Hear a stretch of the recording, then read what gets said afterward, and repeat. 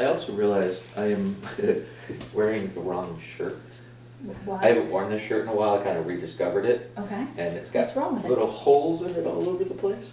I did not notice, so, okay. But, you know. How did one get all those holes? I don't know. Okay, all right. But But they're not there purposefully? I don't even see them. yeah, it's just something I noticed on the way out last trip through the bathroom, and I'm like, well, you know what? We're rolling with it. Yeah.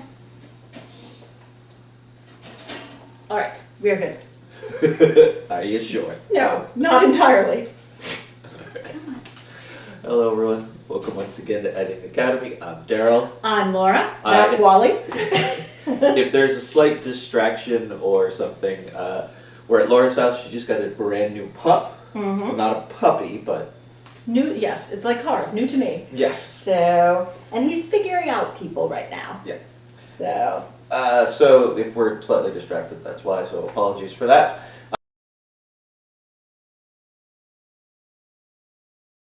Hey, Laura. Hey, What are we here to talk about? What's the year and what are the movies? these are the 2001 Best Picture nominees of movies that were released in 2000. And we have Chocolat, Crouching Tiger, Hidden Dragon, Erin Brockovich, Traffic, and Gladiator. All right. Other notables that year: The Patriot, Castaway, American Psycho, Snatch, Almost Famous, Hamlet, the Ethan Hawke version, Unbreakable, The Perfect Storm, Pollock, Quills, Wonder Boys, one of your favorites, My favorites. Scary Movie, Requiem for a Dream, The Beach, Sexy Beast, Mission Impossible 2, Pay It Forward, Charlie's Angels, Finding Forrester, What Women Want, How the Grinch Stole Christmas, X-Men, the very first one, and Meet the Parents. Okay, out of all those and the movies we're talking about, what were the top 5 that year? I'm guessing Gladiator, Was number 3, Erin Brockovich, was not on the top 5. Castaway. Nope, Ooh, I'm doing terrible. you did really well last time. I did really well last time. There's no like big action summer movies that I heard. Did I? Yeah, you did, but that's Okay. okay. What were the big action summer movies? There was Mission Impossible Yes. 2. Yep, that was number 2. Okay. Perfect Storm is kind of an action movie. I wouldn't put that in the top 5. No, it didn't. Okay. It actually was number 4 though. Oh, really? Yeah. Oh, wow, I'm surprised. Okay. And then what else is missing? The Patriot was an action movie. The Beach was kind of an action movie. That's more of a thriller. Nope, I'm not putting either of those. Okay, you're just gonna have to either give up or guess. I don't remember them, so that's the problem. All right, I would say The Patriot and Meet the Parents. Meet the Parents was number 5. Really? Okay, all right, The cool. number 1 movie that was released in 2000, How the Grinch Stole Christmas. Oh, I reject that. Okay, that's why I didn't know, because I disagree. All right, I agree that that is the case, but I don't know why. Yeah, I don't really either. All right. So I have a very quick rant to start off with this time. Rant away. So as I mentioned, I think on the last podcast, or maybe it was one before, we're entering a phase where a lot of these nominated films are very of the moment and kind of forgettable after you watch them. And this particular batch, there's a couple exceptions, but they feel very much like that to me. They're fine, they're well crafted for the most part, but they're almost instantly forgettable for a lot of them. So while we look at the craft of the movie overall, and we try very hard to put ourselves obviously in the time of the release, which for us was actually not that long ago, although it was 25 years. So the quick rant is a lot of these movies that are being churned out, and even today movies that get churned out, they're very much like pop music, like pop songs.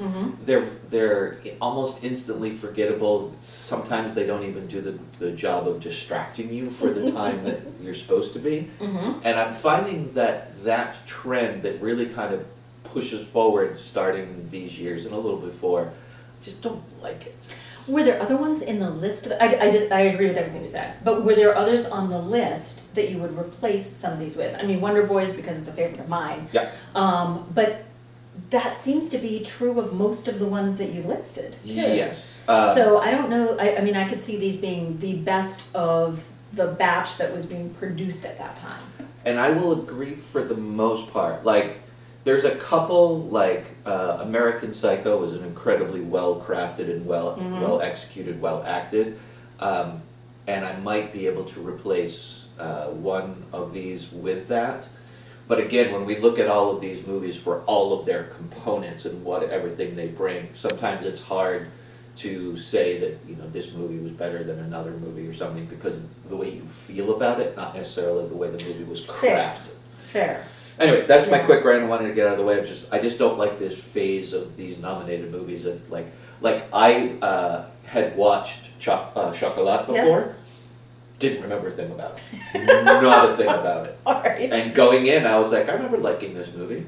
But anyway.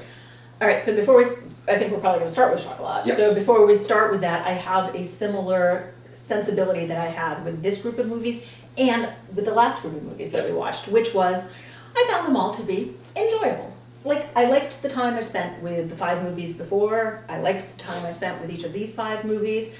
I think that a lot of them were forgettable. I don't know that many, you know, they had varying degrees of, you know, greatness about them or great filmmaking about them, but it seems to be, and I think pop music is the great way to describe them, is they were fine. Yeah. That's one of the reasons why I put in so many movies this time, because there were so many other movies that have stood the test of time. Yes. That are much more memorable. Wonder Boys, Snatch, American Psycho, Almost Famous. Those are movies that, while they may not be the best crafted movies of the year, which these apparently are, they are ones that definitely stand the test of time. You can watch them again, they stick with you. Almost Famous I might trade in for something on this list too. I've forgotten about that one. Yeah. Alright, anyway, so we dive into these 5. Alrighty, Chocolat. Chocolat. Based on the 1999 novel Chocolat by English author Joanne Harris, directed by Lasse Hallström, adapted by screenwriter Robert Nelson Jacobs. Stars Julia Binoche, Judi Dench, Alfred Molina, Lena Olin, Johnny Depp, Carrie-Anne Moss. I'd totally forgotten she was even in this. John Wood, Leslie Caron. Rather European cast with some Americans thrown in. Was nominated for Best Picture, Best Actress, Best Supporting Actress, Best Screenplay, Best Original Score. Did not win anything.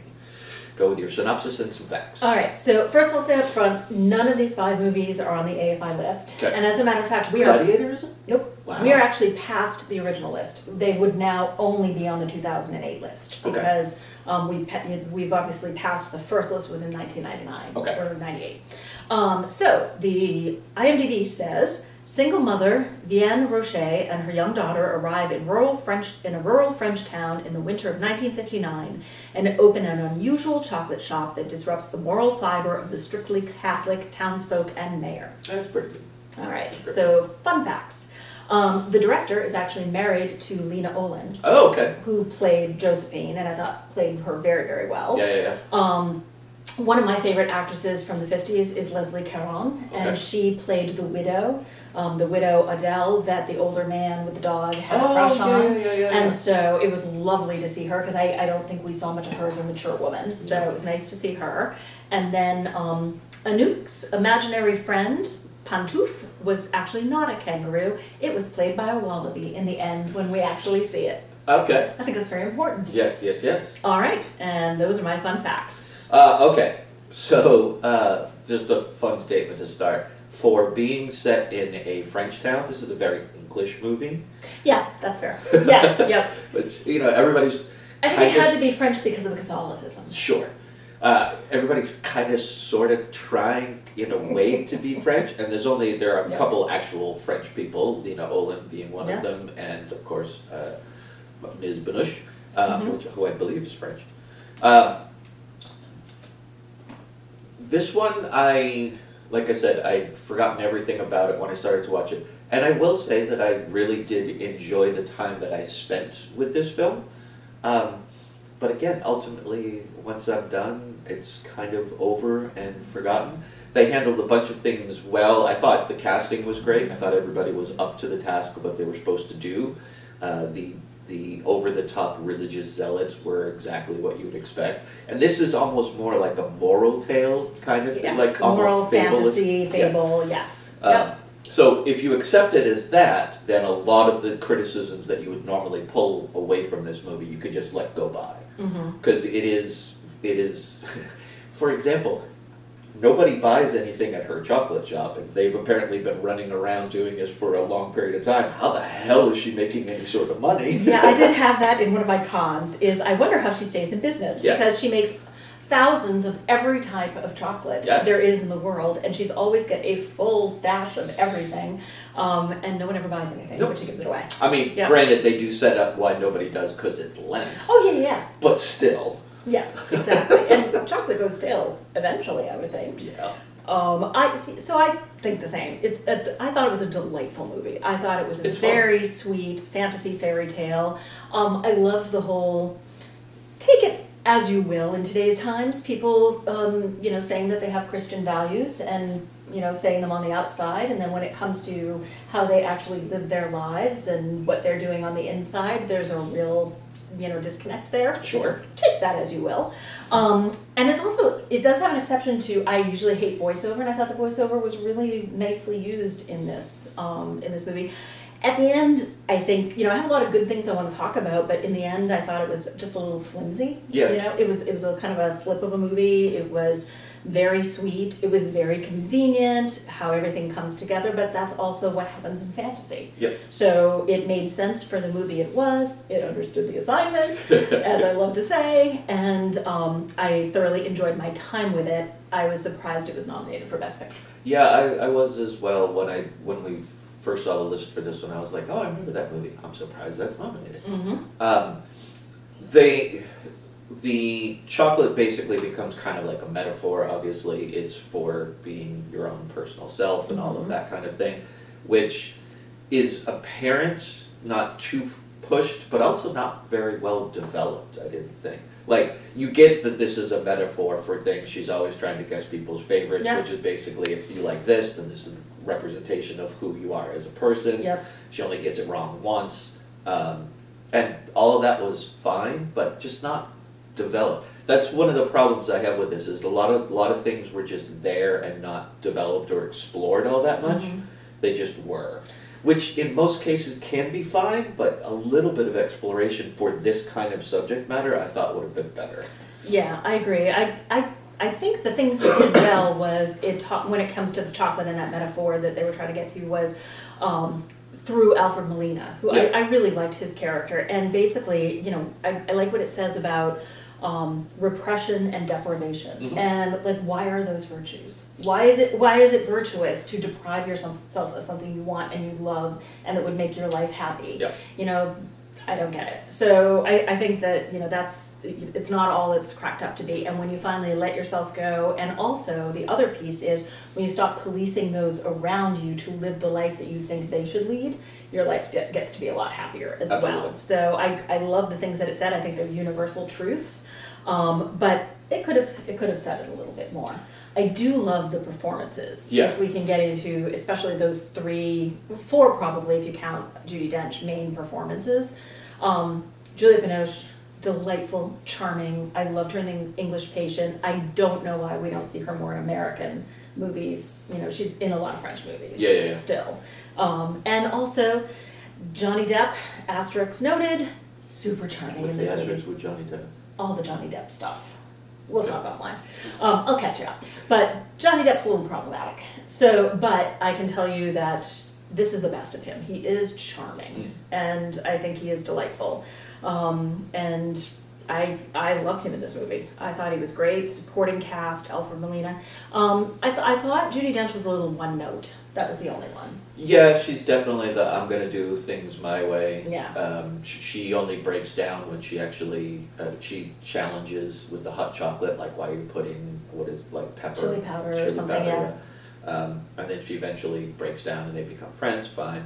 One thing I thought they attempted to do well, but again, it was, I think, a missed opportunity. So Juliet and her daughter are constantly moving from town to town. You have Johnny that shows up in his character's a river rat. They're constantly going up and down the river. and they have a moment where they're talking about, and she's trying to ask him, like, what is your life like? Well, how do you deal with this? How do you put these things aside? How do you connect with people? And it's a real genuine moment for them to actually come through, and we're getting from her a bit of desperation and unhappiness with being able to move around. Yeah.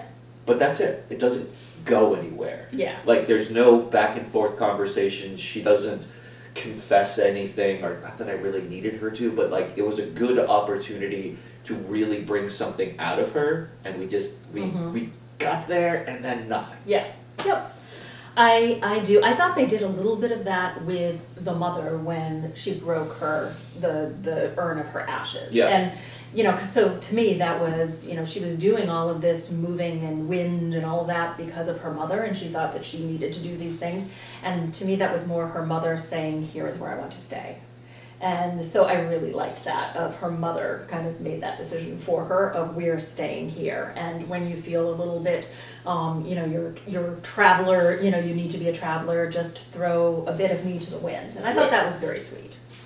Yeah, ultimately, this was just it was a very sweet movie, but it was just a surface movie. Like, there was really no depth here that with what they were handling and what they were talking about, I would have appreciated more depth, more exploration. Yeah. There was such an opportunity to make this a fantastic movie by going just a little deeper, and it was just all surface.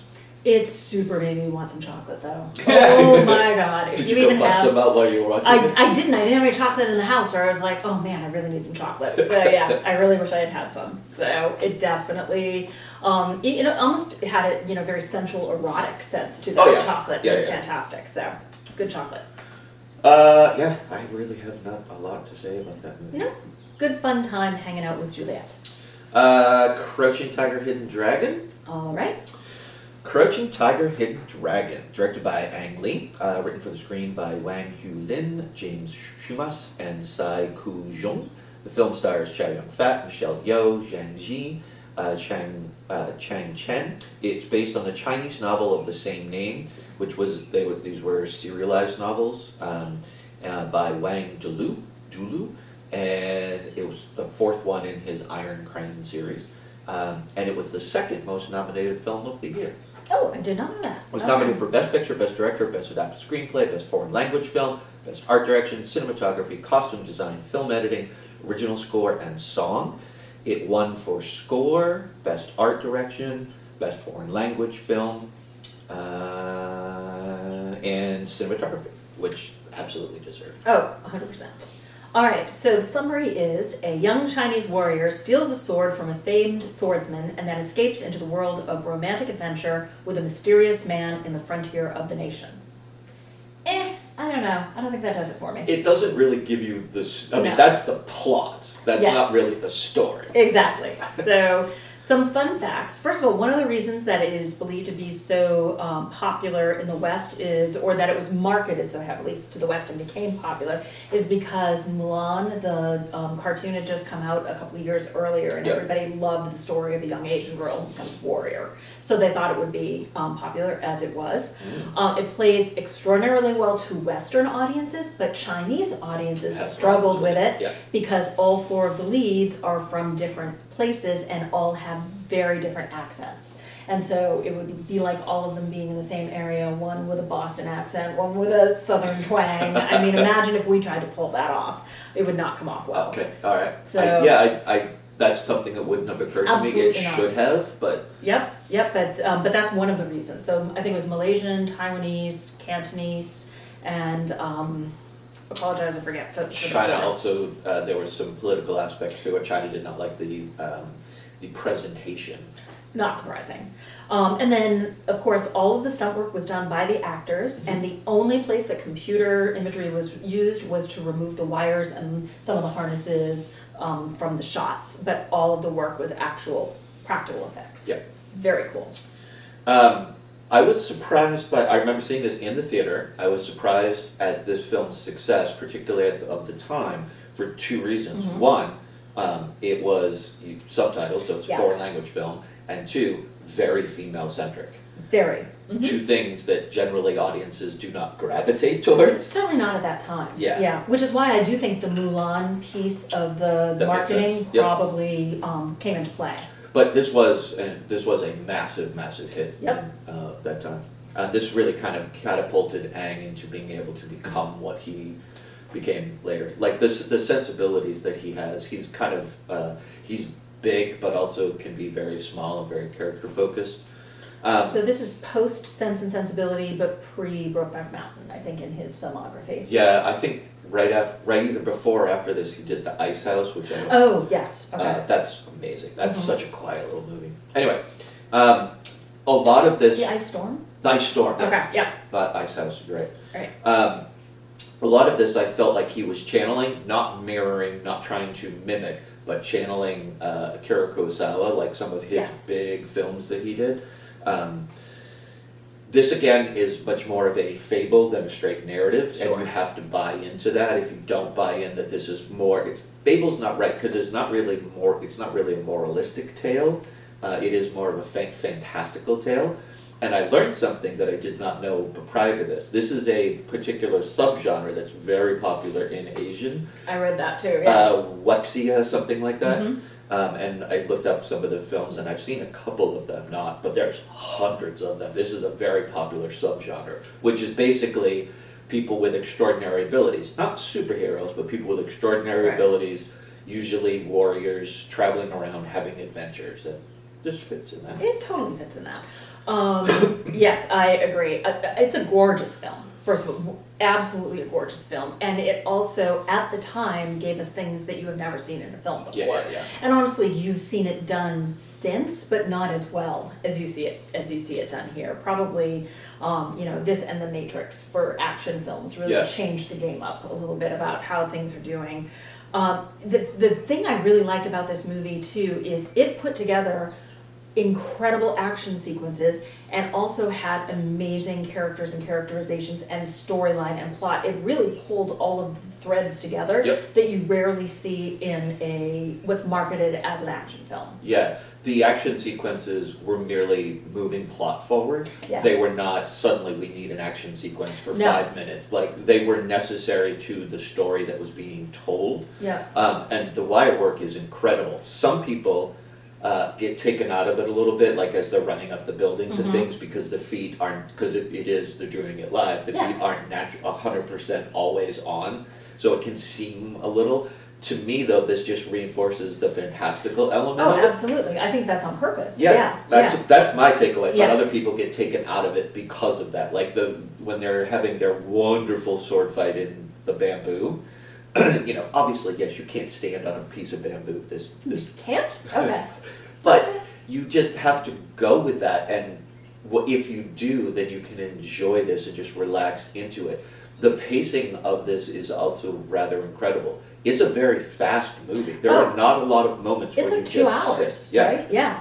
A lot happens in those 2 hours. Right. You don't really sit in a lot of moments, which I generally tend to like in films, when you get to sit in a moment and let characters breathe and so on. Yep. This film, if it had been slower paced, I don't think would have worked. Agreed. The pacing of it being basically from start to finish, just nonstop go. Even like quiet conversations between two people are very fast paced.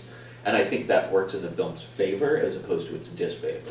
And I also like the way that it starts out of the gun of, okay, we're bringing the sword, it's going to this person, everybody here has a backstory, everybody here has a past relationship. You'll learn it as you go along, we're not going to feed it to you. Yeah. You're just the action starts here. And, within the first 10 minutes is probably when they have the first big action sequence of the two women.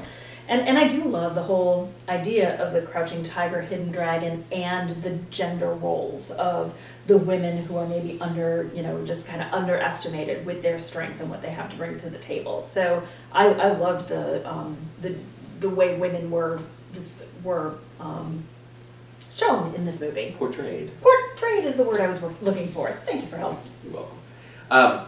And there are multiple portrayals, like the main character, because this was really Jen's story. Everybody else are the secondary characters to help her story along. And she is really a spoiled brat. She's just like she has this sense of entitlement that is undeserved, and she's acting like a petulant child for a lot of this movie. She's studied, she knows her martial arts, but as is pointed out to her, which she knows, she would not be nearly as good if she did not have the sword, so that's the thing that she holds on to, and like it gives her some form of sense of identity even though it's false, and she recognizes that, so you can see throughout the movie that conflict kind of playing out in her, which I thought was very well handled. Yeah, and the other thing that she had was, because of her entitlement, she had the ability to read, which is why they said that she had so much of, so much more and understood the text much better than, what was the woman? Jade Fox. Than Jade Fox, who only had the diagrams. So she could only understand part of it. And so, again, the student outlearns the master. And so it was because of her entitlement and her ability to read, plus the sword, plus natural gifts, that she was able to be this kind of full package. Yep. It's interesting, because I do agree with you that it was kind of her story, but Michelle Yeoh's character, I think, was the heart of the story. Yeah, In a lot of ways. It wasn't her, start to finish story, but her support of Jen was, just amazing. Yeah, I don't, without the three principles, everybody's story is important to tell the overall story. It's just the central character is Jen, so it's more focused on her throughout and her journey, with the side stories being very important and very strong. They're just not the main story. So it's interesting that you said the other two main characters, because technically there are four main characters. Lo is seen as one of the main characters as well. Okay. And I don't see it, so it's interesting. I think you don't see it either. No. That was the one storyline where it came too late for me. So we didn't meet him until halfway through the movie, Right. And then it's like, oh, let us show you their backstory and why you should care about this guy and care about their love story. That to me was the one piece that felt a little bit band-aided onto the rest of the story, and I didn't care for that. Yeah, once he was introduced, he sticks around and it becomes important to the rest of the story. It does seem to come out of nowhere. Yes. And you do question the relevance of it, like even knowing that about her and her backstory with him, the stolen comb, all of that, like, does that really add to the movie? It does by sheer volume, but does it actually add to the story? I could take it or leave it, honestly. I could take it or leave it, but I think it's incredibly important because of the end of the movie. Oh, sure, how she jumps to his wish that they be together in the desert. So like that is the ultimate wish that she's going towards, That's and true. I don't think the movie earns that piece of it. Yep. So, but I loved all the characters. That was just the piece that I wasn't really invested in. I personally, because I do like unconventional love stories, I loved their story of Michelle and Child's love story. That there was this incredible love between the two of them, but they could not do it for a big reason at the time. But then they adhered to it, and at the death's door, he finally confesses. Mm-hmm. I liked that because every time they interacted, they both knew it, and Yes. so every moment mattered so much that a lot of times when you're in love and you're in a relationship, you don't enjoy all of the moments. Mm-hmm. Moments can fly by. Their characters are desperate for each moment they have, so they really fully enjoy each of them, even when they're at odds. Sometimes they so enjoy being with each other, and it's apparent, and I like that. So it's funny because we've argued about this point before Remains of the Day I hated that you loved because they don't end up together. But I love Roman Holiday where they don't end up together because there's a reason they are not together. And same here. I loved their relationship. They couldn't be together because of something bigger than them, which is their honor and their love for, her former fiance, his former kind of brother. And so you knew from the beginning they weren't going to end up together and someone was going to die. I just didn't know which one of them. So, it had to have a sad destiny. But I liked their relationship, and you're right. They knew how they felt about each other. They didn't need to say it, but it was lovely to have him say it as he died. I occasionally go down like a subreddit rabbit hole, hearing what people think. And someone had put in there, their absolute love and admiration for Michelle Yeoh. Yes. Absolutely 100% deserved. And they said, and this was like, 5-6 years ago. They were like, someone needs to give that woman an Oscar. And then someone popped up, because, you know, they stay around forever, someone popped up, hi, from 2 years in the future. Which I just thought was great. Like, someone give that girl an Oscar, and then 2 years later, here you go. She is spectacular. Yeah, she is. And her ability, she puts a lot of, I think, professional martial arts people to shame in her just natural ability to own and influence her own body movements. She's so graceful. So graceful, so fluid, but sticks everything, you know what I mean? Yeah. It's not just constant fluidity, she'll nail a pose and hold it and do it well. One of my favorite movies that we talked about, Everything Everywhere All at Once, Sure. where she's in that, she does this same kind of thing, but to a lesser degree, and it's more intimate. This is her being big in her gestures. Everything Everywhere is a little bit more on a smaller scale, Yep. and she inhabits both beautifully. Totally agree. I really enjoy this film. This is a fun one for me, and it is one, you know, you just give yourself over to it, and you're just going to have a wonderful, wonderful time. You can pick a lot of the subplots like we kind of have apart, and that's fine if we're looking at it as Best Picture. That should be addressed. But overall, if you just let yourself go into this movie, you're going to have a wonderful time. I mean, our job is to, if it's put up for Best Picture, our job is to Pick say, it well, apart, here's sure. a problem. But spend 2 hours with it. It is 2 hours you will enjoy. And it's wuxia is the subgenre. I'd written it down and then forgot.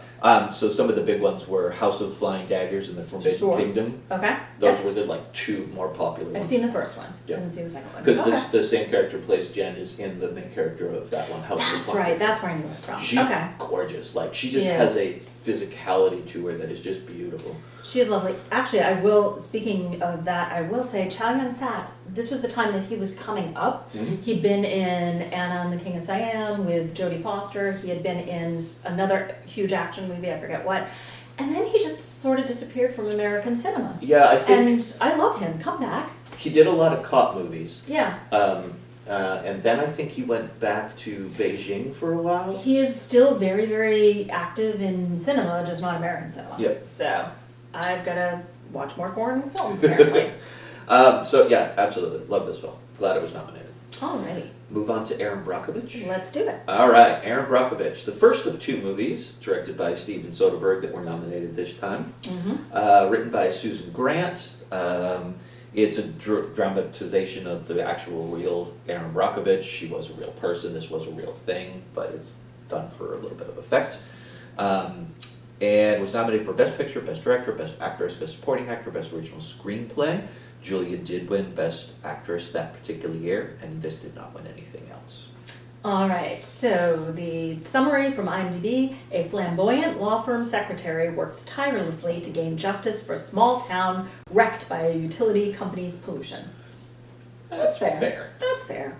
All right, so a couple of fun facts. This is one I think most people know, but I like it, which is Erin Brockovich is in the movie, and she plays a waitress in one of the early scenes, and her name tag is Julia. Because she figured if Julia's playing Erin, Erin gets to play Julia. So I like that. Later, after the movie came out, one of her ex-husbands and George from the movie both got together and sued her for defamation and said that she was actually sleeping with Ed the entire time and all of these terrible things they said about her.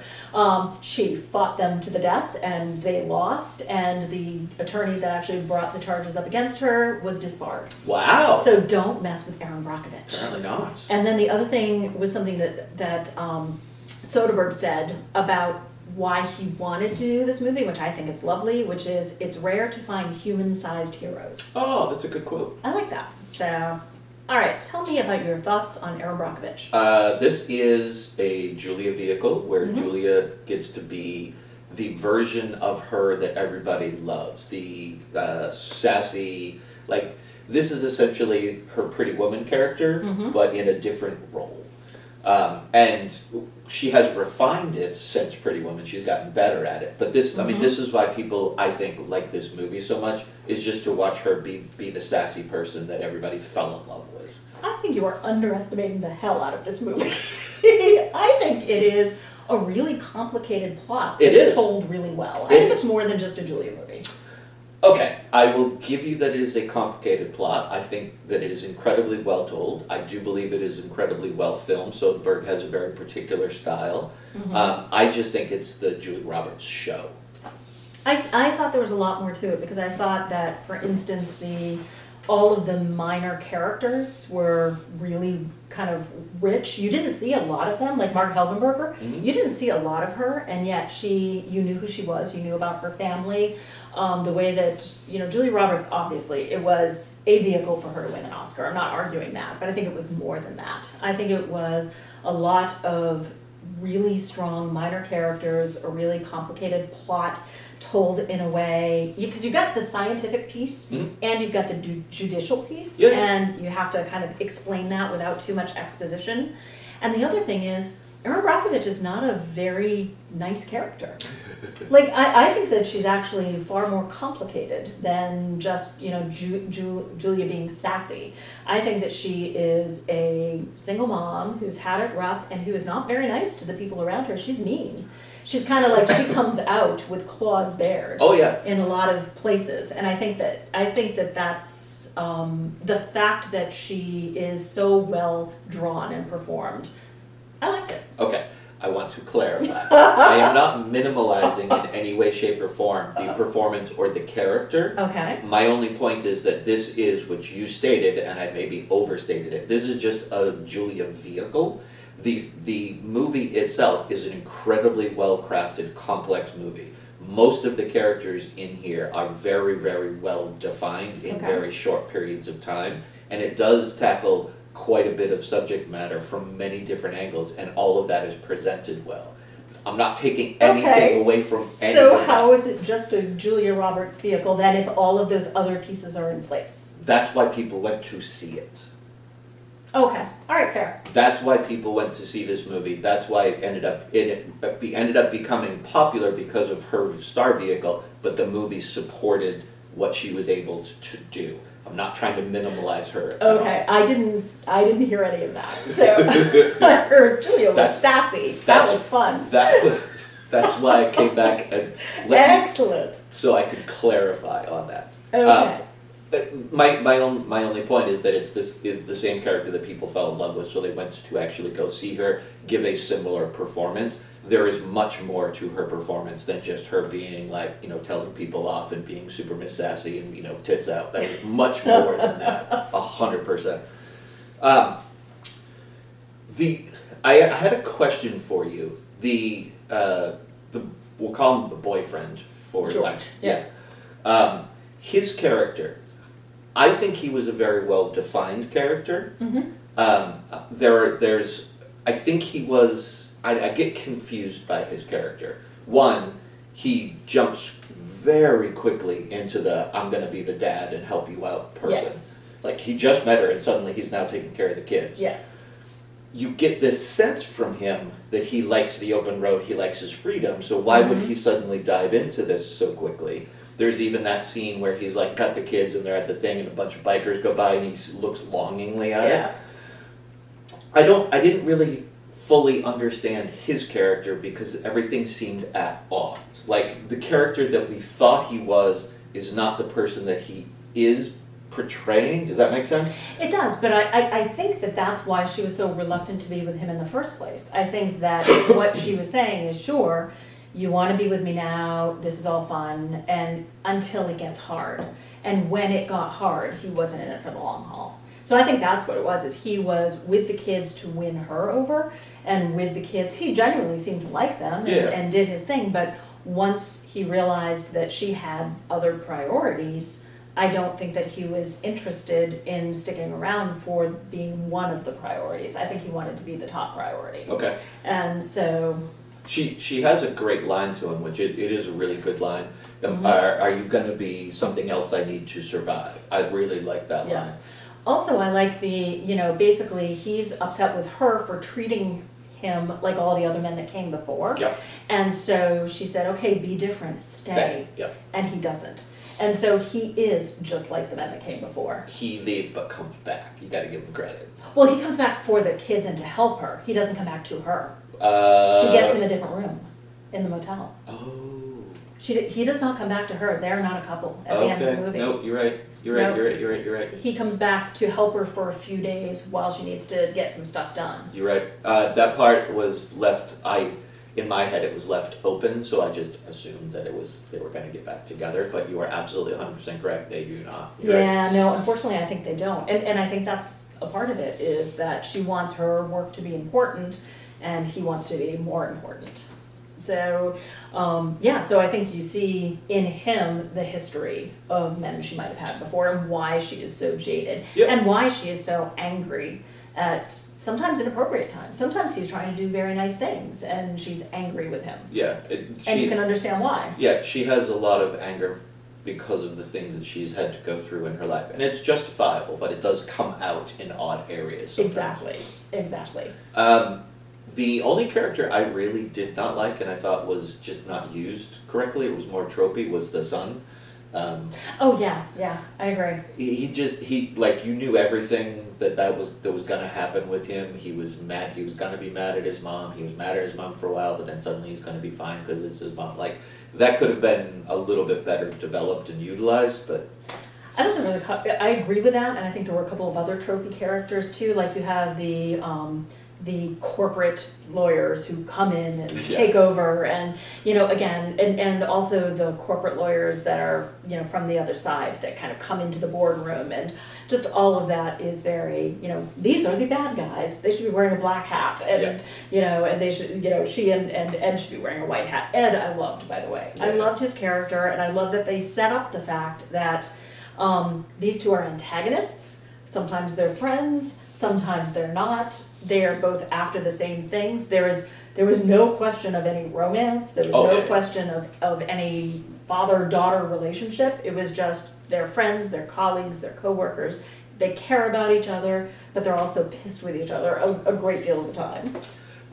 One of the things the film does very well is, without a lot of exposition, is setting up the corporate lawyer side of things. Like his constantly referring back to, if we're going to do this, we need all of these people. We need a lot of money. We need someone with resources because it costs. So they partner. Yeah. So that's well explained why they're partnering, and then the partners don't really fully understand how and why. That's all.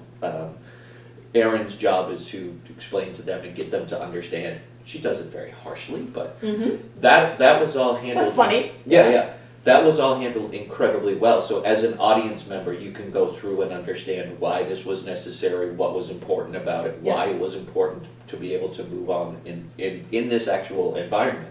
Yeah. And I thought they did a really good job of consistently reinforcing that. Like, this is what's necessary. Here's a choice. You can get money now, or you can wait 30 years and maybe get something at the end. Which would you rather do? A lot of hard decisions handled very, very well. Yeah, exactly. And I think they did a nice job of showing Erin's personality of she is a one-on-one contact. Like even at the end when she's talking about the phone, she's like, okay, let me bring it to you. Let me show it to you. I've got some documents. I'd like to come out and meet with you when she's in her big office after they win, when they're starting on the next trial. And I just love that. The reason they succeeded is because of that human touch that she was able to put forward. Yeah. They needed 450 something. They got all the signatures, and it was 100% because of her and going to the people and talking with them.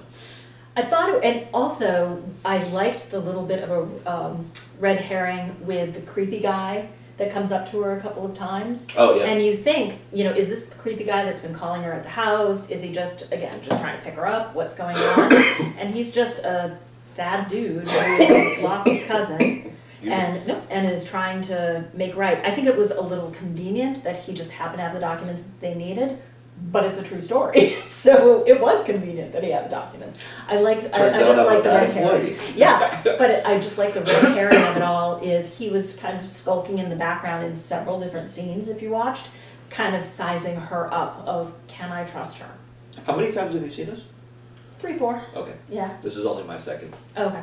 Yeah. It's not one of those that you watch over and over again. No. I don't think, but it's one of those that it's enjoyable.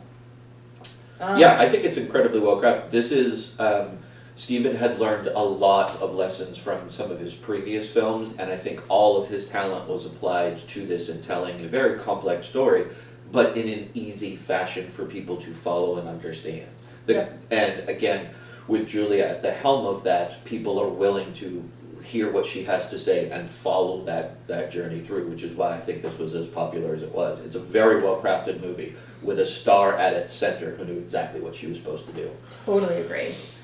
I assume that's all we have to say about Erin Brockovich. All for me. Should we go, usually go alphabetical, should we go right to traffic? Because again, as you mentioned, this is one of the rare occasions that, and it's only happened twice in the movies we've been looking at. Usually it was in the 30s and 40s.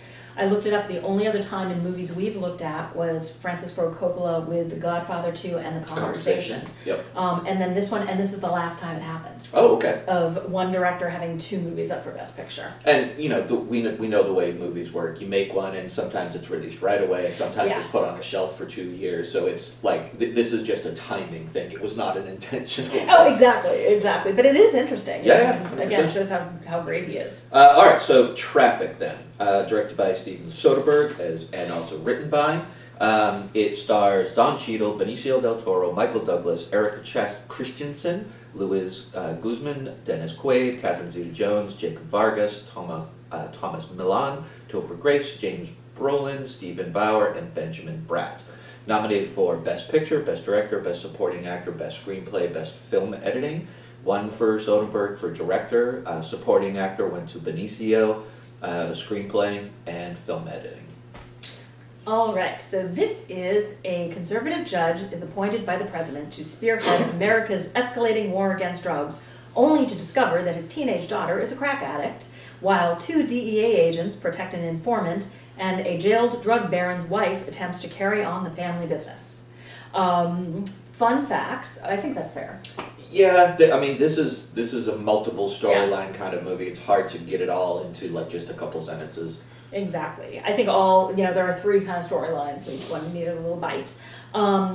Catherine Zeta-Jones and Michael Douglas were married at this time, never shared a scene, even though they're in the movie together. And also, while this is not based on real events, some of the characters are modeled after real people, especially some cartel leaders. That does not surprise me. Yep, and then the last one is the Michael Douglas role. They originally wanted Harrison Ford, but he turned it down in part because he, at that time, was getting $20 million a movie. Jesus. And the movie had a $46 million budget altogether. Wow. So, no Harrison. I think Michael Douglas did really well. I thought it was well cast with him. Yeah, I agree. For what he was required to do, what he was supposed to do, what his character was, I think he did very well. Michael Douglas has always been a very solid actor. There are moments when he shines and he's incredible, and there are moments sometimes where he does exactly what he's supposed to, and there's nothing super about the performance, but it is exactly what you expect. I think that's kind of one of these. I didn't really see greatness in the role. It was just he was doing what he was supposed to, what the character was supposed to, and he did it exactly the way it was supposed to be done. I agree, and I actually think that that's better for this type of film, which is such an ensemble piece, because I think if Harrison Ford had been in the role, it would have been a Harrison Ford movie, and it would not have been this ensemble picture that it was, and that it should have been. So I agree with that. I think he did fine. He didn't really shine, but I don't know that he should have. The thing I liked about it the most was those three very distinct plot lines that each impacted each other, and you knew why they were important to one another, but they never intersected really. Right. And that was the point of the movie, was to tell the story basically of drugs on multiple levels. Yep. And in that, I think it absolutely succeeded. You're correct that the storylines don't cross over, but you can see the importance in how one does affect the other, and that was obviously the intent, I think, of the film, and it did it fine. Ultimately, I think this is just a forgettable movie. I really do. Like, the performances are all great. I do question the film stock choice, the grittiness of it, which I did learn. There's three, if you paid attention, and I didn't. There are three distinct color styles. I noted that, actually, that I really liked that. Like, in Mexico especially, it stands out. It's very sepia-toned or whatever. Yeah, so the blue is for the upper class or richer The more sepia tone, the more deserty kind of one is for the lower end, and then there was the middle class one.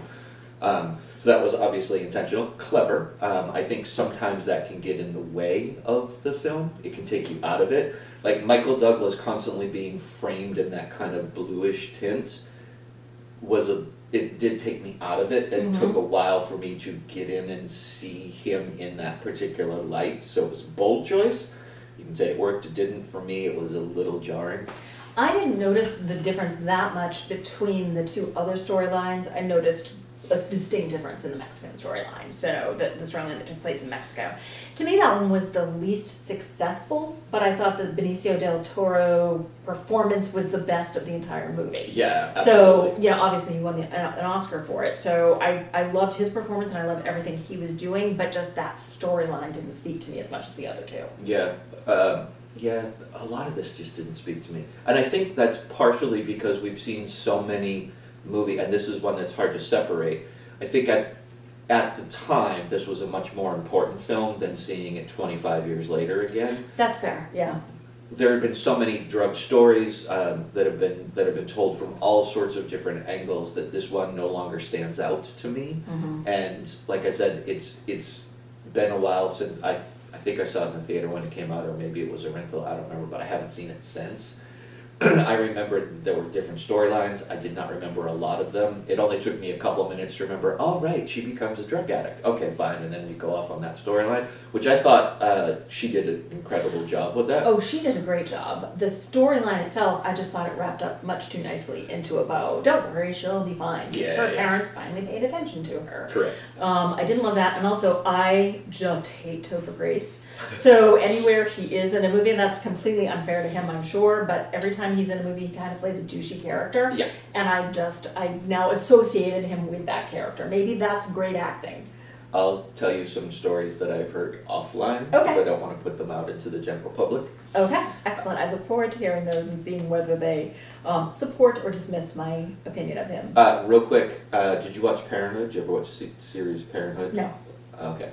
Erica from this Yes. goes on and is one of the siblings in Parenthood, one of the principal characters, and she's amazing, and I'd forgotten because it has been a while. Oh, so funny. you see her as Okay. a teenager, and then you see her as like a 30-something adult. That's gotta be wild. Yeah. Yeah, I thought it was well paced. I thought it did a good job of moving between the three scenarios well, because you weren't too long in one plot before you went to another one, and they were all moving forward kind of at the right pace. So I was pretty impressed. I liked it. I liked Steven Soderbergh. I loved the ending of one of the reasons I want to talk about this one right after Erin Brockovich is his style of the movie's just ending. We're rolling the credits, but you're still going to hang with this person for a while. So it's Benicio del Toro with the electricity in the baseball field, and it's, Erin Brockovich just driving in her truck. So I just thought that the two styles of ending the movie were so similar. Yeah. He is one of those directors that, for the most part, when you start to watch a film, you can recognize that it is a Soderbergh film, just because of the style. Like, he is the camera operator as well. He edits as they go along. He has a very particular style. He likes to do a lot of close-ups on people, so a lot of faces and a lot of talking. Yeah. And for this kind of movie, I question if that style works, like so many close-ups on people talking. I just question if that really works and enhances the story, or if pulling back and giving you a wider vision of the things would have been a better choice. I mean, guy won an Oscar, so hey. Yeah, exactly, for this movie. Yeah. So I think when you're talking about the direction, I think his direction of Traffic was much stronger than his direction of Erin Brockovich. Yeah. So I think that makes sense, because you do have those action sequences along with those very intimate moments. And they're two very different films, because Very different. Erin Brockovich, you do have a star character who is navigating you through the world and the story that's Very being bright, told. very sunshine outside. And this, you just have the characters are people that are supporting the story, so they're almost opposite kind of films in storytelling. So it is interesting to see this one person pull off two very different styles of storytelling. Agreed. And do very well with both of them. I just have more issues with Traffic than I do with Erin Brockovich. I think that's true. Yeah, I agree with you. I think Erin Brockovich is probably the stronger of the two movies because of the different pieces that it pulls together, but I think when you're talking about direction, I do think Traffic was better directed. Yeah, no. Just because it's more complex. Yeah, I will absolutely give that to you, no problem. Out of the two, if you were, gun to your head saying which of these two does he Sex, Lies, and Videotape. No, just kidding. which one deserves the Oscar for direction, Yeah. it would definitely be Traffic over Erin. I just think Erin is a better told story. I agree with all of that. Yeah, I really don't have a lot. I don't want my time back, but this movie was a bit of a struggle for me to get through and keep focused on. I kept getting out of it and then, all right, focus, go back into it. Just because I don't know whether it was the subject matter or the pacing of it. There's something about it I could not latch onto. Yeah, I think in 25 years, if I watched it again, it would be like I'd never watched it before. It would be all brand new to me all over again. Yep. So there you go. Right. That's Traffic. Gladiator. Sorry, I know you're editing. You're gonna hate my movement of all of this stuff. That's all right. Okay. Thank you. You're welcome. Gladiator, directed by Ridley Scott, written by David Franzoni, John Logan, and William Nicholson. From a story by Franzoni, stars Russell Crowe, Joaquin Phoenix, Connie Nielsen, Oliver Reed, R.I.P., Derek Jacobi, Djimon Hounsou, and Richard Harris, also R.I.P. Nominated for Best Picture, Best Actor, Best Visual Effects, Sound, Costume Design, Director, Screenplay, Supporting Actor, Original Score, Cinematography, Art Direction, Film Editing, the most nominated movie of the year. Won for Picture, for Russell got his Actor, Visual Effects, Sound, and Costume Design. All right, so the IMDb summary is: a former Roman general sets out to exact vengeance against the corrupt emperor who murdered his family and sent him into slavery. And the big fun fact that I have is, there weren't a ton of fun facts about this. So the big fun fact I have, I think I've mentioned before, is Maximus's son in the flashbacks, or when he thinks about his family, was played by the same young actor that played the young boy in Life is Beautiful. Yep. And I looked for it this time, and so I absolutely saw it. So yeah, there weren't a ton of fun facts about this one. I have one for you. Bring it. So for this movie, they built the Coliseum, the stadium, and I can't remember where this was filmed, but rather than tear it down, they sold it to the city that they built it in. Cut to Gladiator 2, they go back, Ooh. It's still there, so they had to make some changes to it, but they used the same one. Excellent. Have you seen Gladiator 2? I have, it's crap. Okay, and the main character is Lucius, the young boy in this movie. Is that correct? Yeah, Okay. it's the son, yes. What's her name? Lucilla's son. Well, no. And yes, We'll talk. yeah. I know. I've heard the spoilers. Okay. Ridley is definitely one of those directors who, like a lot of them, and I think some of the better ones, he's very character focused. But he's very character focused, but he also really enjoys big scenes. He does a lot of big scenes, aliens, you can go through his thing. While he very much focuses on character and character development, he likes them in big settings. Yes. I personally like most of Ridley Scott's movies. I think there's a certain sensibility that I gravitate towards, that I do enjoy. I'm probably more forgiving of some of his things than other people are, because some people absolutely hate him as a director. But I think I might be just a little more forgiving because I can sit back and go for a journey with him and let him tell me a story.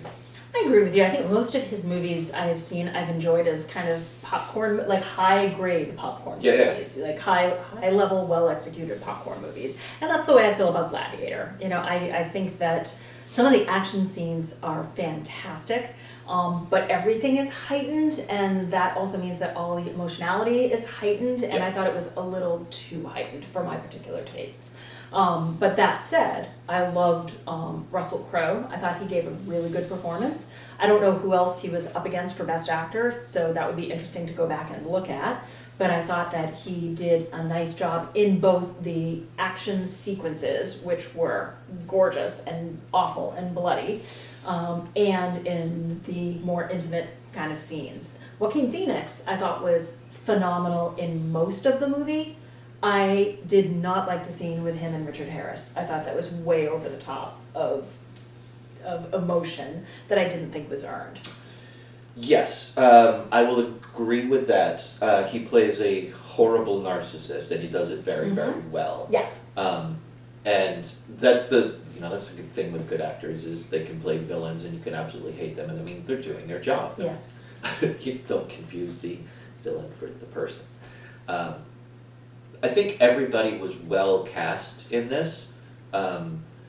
Everybody knew their assignment. They did what they were supposed to do. It's a Gladiator film, so there aren't a lot of women. I thought that she, with what she was given, absolutely latched on. Connie Nielsen, yep. And gave a fantastic performance with what she had to work with. But again, it's not about. That's not really her story. I did have a slight problem with the romance aspect of it being thrown in. I could have done without that. Yeah. It seemed unnecessary. I mean, it was necessary, I guess, kind of for the story, because, she loved him once and now she's going to help him go away. But I think you could have done that without actually throwing in a romance. And I wonder if that was like a studio choice, being like, you got to have a romance. It's Braveheart. You have to have a romance. Yeah. Wife is dead, you got to find somebody else. Yeah. So I didn't think it was earned, and I didn't think it was necessary either. I agree. Here's my biggest problem with this. And Okay. this is where you just have to accept the story that you're being told, because if you don't, then this film does not work. There's no way that the Gladiator would be able to eventually get to have a one-on-one showdown with the Emperor of the Roman Empire. It's just not going to happen. What, do you think that was a little convenient? I don't understand. But again, if you just let that go and you just go with the story you're being told, it's a very successful revenge tale. And again, as always, spoilers, but I like the fact that he's able to get his revenge, but does not get to live beyond his revenge. I thought it was the best ending possible for him because he wanted to be reunited with his wife and child, and through death is the only way that he could have been. So I think it was the best possible ending for him as the end of his hero's journey. Yep. I agree with what you're saying about the Emperor. The other piece is I think I am less forgiving of some of Ridley Scott's just the way that he directs the film. So two of the things that he used I didn't love is some of the slow motion in the action sequences. Okay. It was very performative to me. Okay. I would have rather had like the action play out, but it was almost like, and here's the important, check out how they're doing this. And it almost was highlighting this is super cool, pay close attention, and I love that.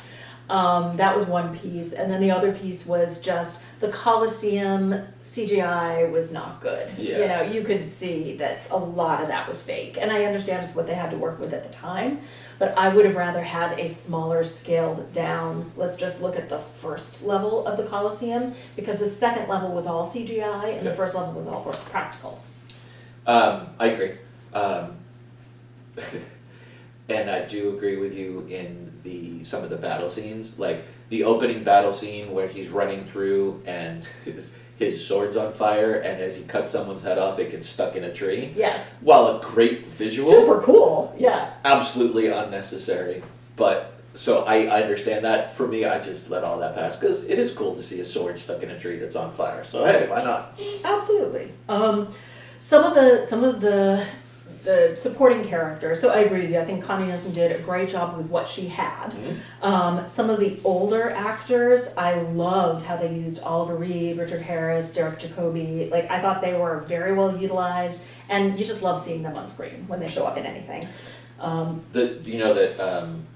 Richard Harris and Oliver Reed were friends. Oh yes, I've read all the biographies of Okay. them, and Peter O'Toole is one of my favorites. Yeah. So they were there. Richard The Burton. Hellraisers. Yeah. Yes, that's what I've read. So it was great. One I felt bad for was, and I don't know how to pronounce his name well, Damon Hansu. Yeah. His role, it was just too small for him. He is a great actor. That he needed a bigger role. It was more that this character needed a just sidekick, and they chose him for the role, and I think it was too small for him. It reminded me of the Morgan Freeman part in Robin Hood, Prince of Thieves. Oh, yeah. We're going to take a great actor and have him be a sidekick, and it was too small for him, I thought. Yeah, unfortunately he ends up with a lot of roles like this Yes. in his career, and the few times he does get to shine, he does incredibly well. Unfortunately, he was in Rebel Moon, which he was great in, but the movies are just. Oh, I haven't seen that one. Okay. We'll talk later. It's just horrible. Awesome. Both 1 and 2, and I saw them both. Sadly. Excellent. Yes, there's a lot in this movie that you just have to accept the story you're being told. Yes. If you don't, then you're not going to enjoy it. Having said that, I think it is incredibly well crafted. You cannot deny the care, time, and craft that went into the making of this film. Like, we talk about all the boxes being checked, and for me, this one checks almost every single one of them. I didn't feel that strongly about it. I liked a lot of pieces of it, but again, I just think it was Russell Crowe's movie with a lot of great action sequences in it. And Yeah. I think that's fair. It is definitely Russell's story. He is Yeah. on screen 90% of the time. The only time he is not is when Joaquin Phoenix is talking to his sister, which is a lot, but they're very quick scenes. They are. It is 100% the Russell Crowe. He's the driver of it, and at this point, he had been. We saw him in The Insider the year before. Yep. This is what puts him over the top as a star, I think, and well deserved, because I think it was good. The emotional arcs were just a little too overwrought for me in some of the other pieces, but the action sequences are worth the price of admission. You mentioned it earlier, and this is one of the things that I do enjoy about the movie is everything is heightened. It is not subdued. Everything is heightened. So when the emotions are heightened, and sometimes people can say it's overly emotional or it doesn't earn some of its emotions because of the heightened, I'm fine with all of that because it's heightened from the beginning. Yeah. Like everything is heightened, so the entire movie is heightened. So all of that seems perfectly fine to me. Awesome. Okay.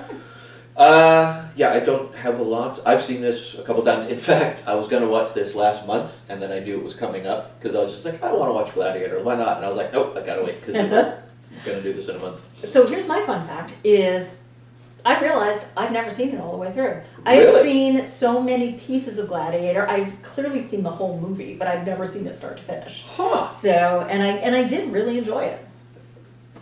Excellent. All right. All right, so there we go, and like we said, Gladiator was the winner. I'm going to predict that you do not agree with the Academy that Gladiator should have won. Correct. And I'm going to say, and this is a toss-up for me, so I'm going to go one of two. It's either going to be Crouching Tiger or Erin Brockovich, and I'm going Crouching Tiger. All of that is exactly correct. Woohoo! I don't think it should have been Gladiator. I was torn hugely between Crouching Tiger and Erin Brockovich, and I think it should have been Crouching Tiger. So, Nice. fantastic. Very good prediction. I think I know you a little bit. A little bit, I think so. I think you're going to go with Gladiator, and it should have been Gladiator. Yes. All right, there we go. I know you back. I think for me again, this one checked all the boxes. I.e., I'm not going to watch this for a very long time. I think I had more fun, and I got into Crouching Tiger more than I had remembered even the first time. I don't know if it's the better film, but I don't know what I'm saying. I really don't.